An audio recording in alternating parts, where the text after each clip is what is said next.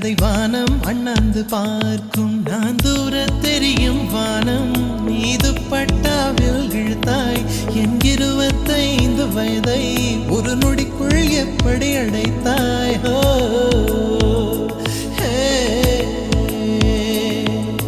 மெல்லினமே மெல்லினமே நெஞ்சில் மெல்லிய காதல் பூக்கும். என் காதல் ஒன்றே மிக உயர்ந்ததடி, அதை வானம் அண்ணாந்து பார்க்கும்.